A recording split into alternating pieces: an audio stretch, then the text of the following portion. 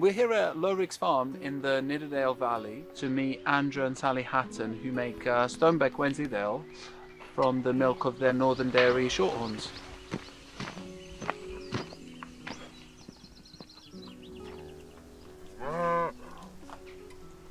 This is the most remote of the farms that we buy Wensleydale from, and behind me you can see some of the rare and special hay meadows that are unique to the old style of farming that took place in the Yorkshire Dales. 150 years ago, there would have been hundreds of small farms making Wensleydale cheese in this area, and the fact that they had gone extinct is a real sign of the state of affairs of British cheese. We talk about a British cheese renaissance, but in many ways our most traditional, for lack of a better word, styles exist in a sort of zoo. They're endangered species, and seeing and having the opportunity to support a sort of new ecology of Wensleydale is particularly exciting.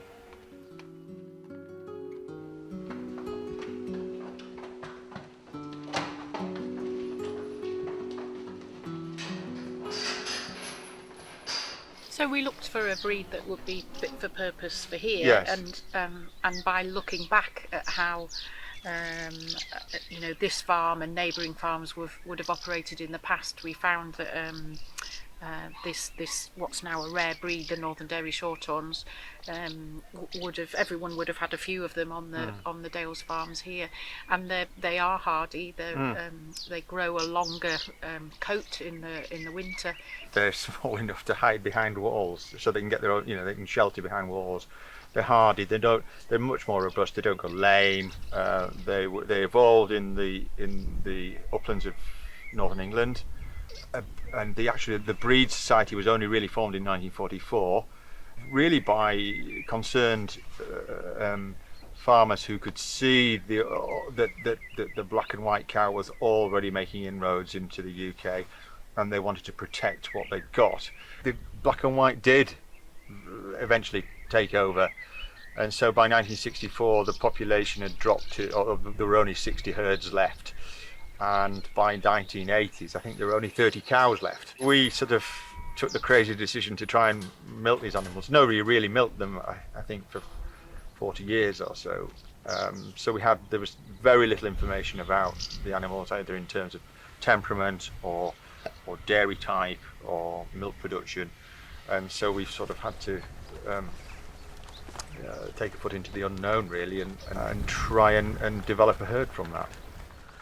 So how would the yields from one of these old-fashioned cows compare with those of the modern Holsteins? A modern Holstein will give anything from probably 8,000 kilos of milk through to 12 or 13,000 kilos of milk. And that's based on a diet that's got large quantities of maize or other high-input feeds. Whereas a northern dairy will give something like 3,500 to 4,000 kilos of milk. It's making understanding what we have in terms of resource, in terms of grass and grazing. So the number of cows is very much matched to the land that we have available to graze, and more importantly, what we can do, how many we can sustain in the winter time. Yes. So we don't push them. We very much work with them so that we can try and find a balance. If we were to have Holsteins here, we wouldn't have a terroir. We wouldn't have and we would lose the vast majority of our provenance, because 95% of our provenance is this green stuff out here. Mm-hmm. You've also taken a highly unusual decision for people who are farming cattle, which is to milk your animals seasonally. Why are you only making cheese for part of the year? I think, one, we were interested in making a cheese that reflected the history of this farm and the cheese that would have been made here. And so history tells us that calves would have been born in the springtime, and then the cows would be out on grass at that time when the grass had started growing, and then would finish in the autumn. It just fits with the season. It fits with the cow, with the grass growth. Historically, that's what people would have done, and they would maybe just keep one cow milking as a house cow over the winter, and it allowed them to preserve that dairy opportunity in the summer, to then have the milk preserved as cheese in the winter time. So yeah, it fits with the heritage.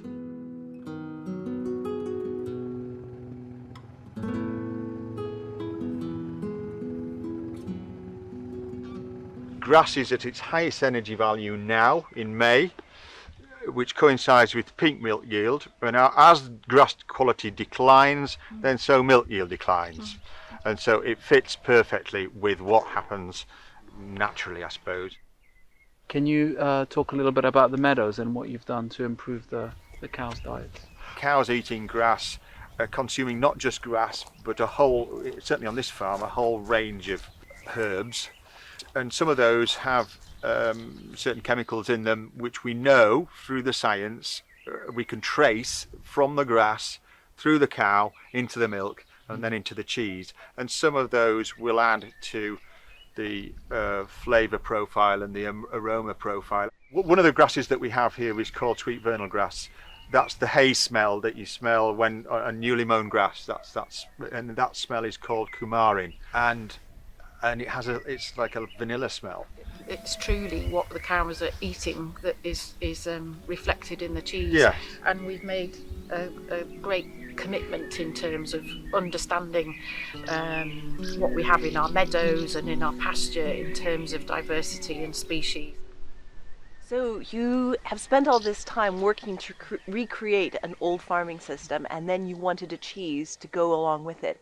Can you talk a little bit about how you created this Wensleydale from the resources that you had available to you? I think we enjoyed spending a lot of time understanding the different resources that were available. I had my first ever trip to the British Library to go and read about cheese, recipes that were written down, but also images that were captured. I also got to interview a lady called Mrs. Peacock when she was over 100 years old, and she very kindly shared her memories of making cheese with her mum. And what's really clear to me is that the cheese making was an integral part of the whole farm, and it was a whole family activity. And there were intervals in the cheese making that allowed you to go to do other jobs, other tasks, your chores, whatever. It was a largely female focused activity. The men would do the milking, bring the milk in, and then the farmer's wife would then undertake the cheese, and that allowed the cheese making to fit sustainably for that farm. And I guess we were looking for a recipe that would be sustainable for us as a family. The book's called Making Cheese and Butter, Mary Hartley and Joan Ingleby. They were two ladies who worked together in the 1950s, and this is one of a series of books that they made.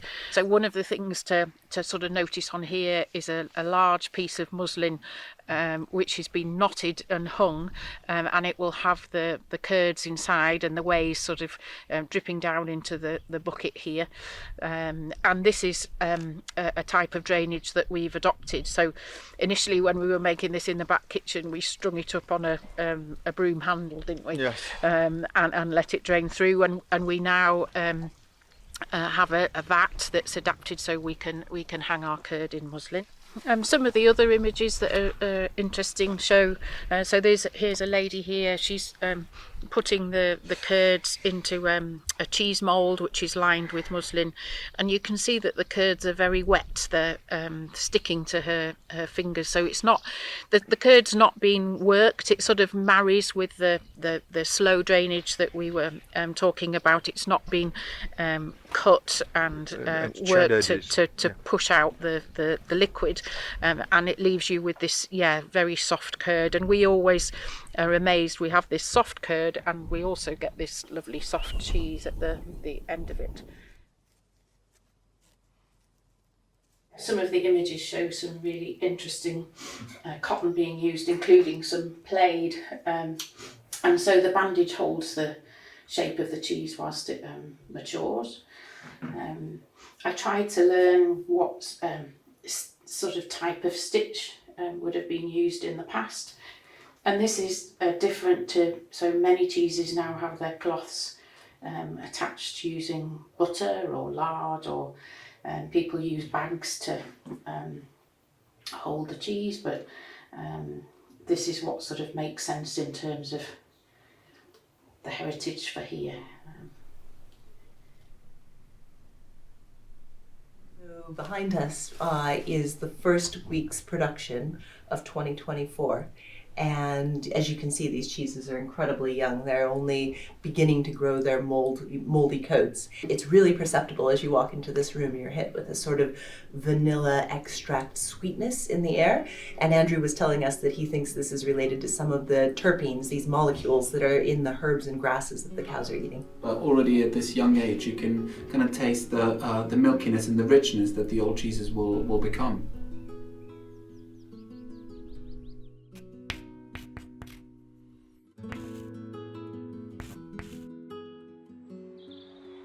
We're here in the town of Leyburn. It's based in the heart of the Yorkshire Dales, and Wensleydale has been made in this area for hundreds of years. So we're going to see Sam and Ben Spence. They actually started with the help of one of our old producers, Horse Creamery, who gave them a helping hand in the interests of bringing back a raw milk, handmade Wensleydale. Yeah, I think it was to their great credit that even as quite a large, what we would think of as an industrial producer, who we bought Wensleydale from for many years because they were the only game in town when it came to buying quality Wensleydale from Yorkshire, even they saw that there was something missing from the market because no small producers of Wensleydale existed. And it's to the credit of the general manager of Wensleydale Creamery, David Hartley, that the Spences had the opportunity to really start raw milk Wensleydale production on a small scale. Ben, can you tell us a little bit about how you get the milk back from the farm and into your dairy? Yeah, okay, so I get up about 5 o'clock in the morning, head out about 5:30. We go to our local dairy, it's a friend from school, and we take this trailer with us. It fits 1,500 litres of milk in.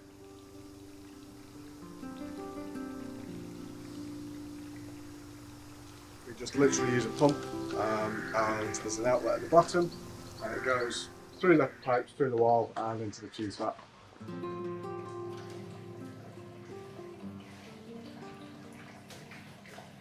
Sam, why is your cheese called Yoredale?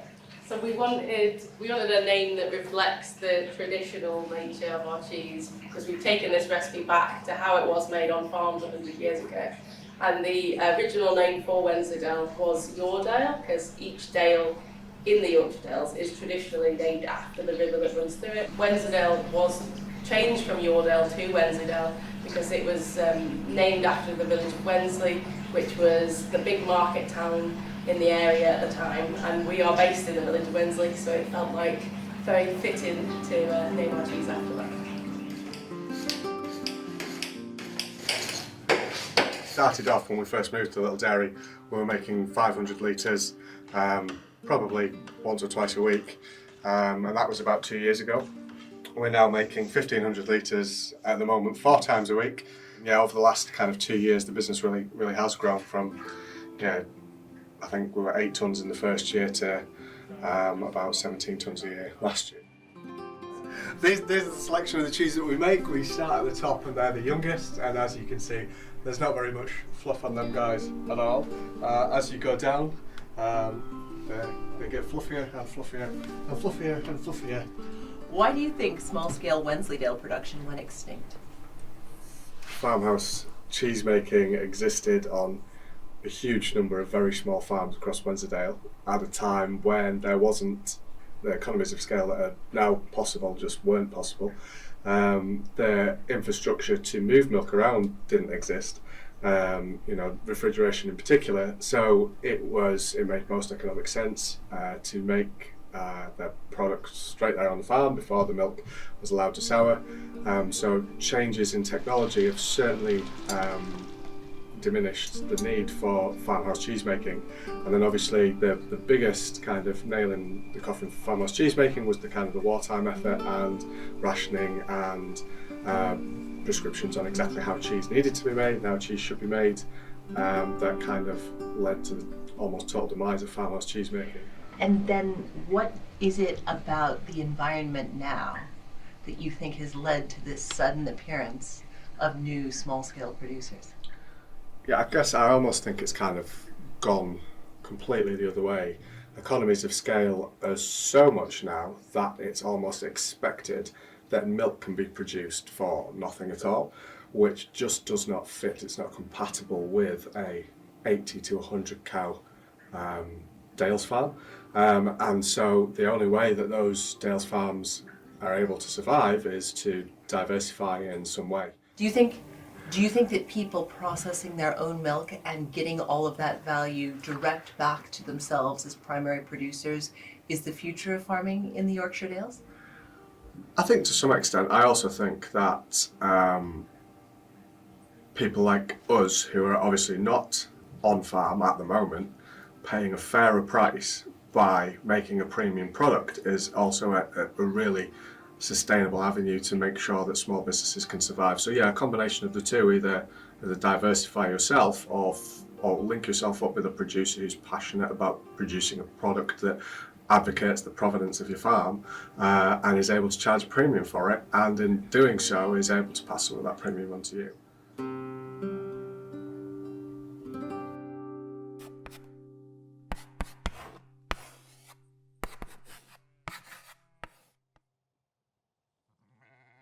We often think about Wensleydale as a cheese from Yorkshire, but in many ways the defining feature of Wensleydale was that it was a cheese made on small holding farms in a quite simple way. And from that perspective, this cheese, Felstone, made in Cumbria, is every bit a Wensleydale. And we're about to meet Tom and Claire now, who have been making Whin Yeats Wensleydale from the milk of their herd of Holstein Friesian cows. Like the Hattons, the Noblets are first-generation farmers, and Tom and Claire have done their utmost not only to take on management of this hill farm, but also to add value to the milk that they had, up to the point that they started making the cheese, been selling as a commodity on the liquid milk market. Making their own cheese has allowed Claire and Tom to reinvest in this somewhat dilapidated farm and build a new milking parlor and a completely new cheese room and cheese maturation store to match.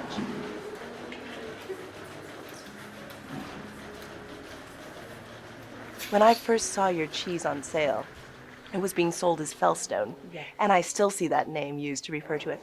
What is Felstone? I think when we first started, we were never trying to be a Wensleydale, you know, it was kind of, we took that as a starting point for that style of cheese that we wanted to make, and it sort of kind of, it has actually ended up being a Wensleydale, you know. I don't think because I think we still associated a Wensleydale with your horse creamery Wensleydale like most people do, and the more we've kind of made it, and we sort of feel it is more of a reflection of a traditional Wensleydale and a reflection of our cows. Yeah, the cows and the where we are. The geography. The geography. Which I suppose tied us to the Wensleydale. Yeah, you know, that's it wasn't. You're going off an old recipe. It is what it is. You know, it's. I think the cows were the quality of the milk was naturally improving with the changes you were making in the forage, wasn't it? You know, the grass you're eating, the whole crop, and you know, it's sort of all coming together. The diet was already changing them, you know, constituents of our milk before we made the breeding decisions, you know. What do you think, how do you think your farming here is going to be different 10 years from now? Kind of, it's as you grow, it's keeping that quality. So you know, it's keeping that quality of what you make and confidence in it as well. I think we'd always like to stay unpasteurised, but again, you know, that's reliant on your cow health and on so many other things. But Why is that important to you? Why do you want to stay unpasteurised? Because I just think... Because that's the whole reason why we started. The whole reason why we went unpasteurised, because we had such a strong belief in our management and our cleanliness, you know. That people should be allowed to choose. You know, it's as natural a product as you can find, really. I mean, most people when they try this cheese, they almost don't connect it with Wensleydale because it doesn't have that crumbly open texture. It has more of a kind of supple bounds. I mean, that's a very young cheese. It's still quite curdy, but it's not acid. It's not lemony. It's quite round, and really, it just tastes like milk. A few years ago, none of these cheeses existed, and handmade raw milk Wensleydale was extinct. We're celebrating this diversity, which has come from essentially nothing in the course of less than a decade. I think it's interesting now that it feels like we have a lot of Wensleydales, but actually, if you look at this in a historic context, it's still a vanishingly small number, that this ecosystem is not fully populated. And I'd love to think that in the fullness of time, we might see 5 or 10 or, even 20. We can dream. But it's really exciting to see how each of these 3 cheeses, even though they're made in a very simple and unassuming way, are all so different as a result of the visions of their makers and the raw materials that have gone into them.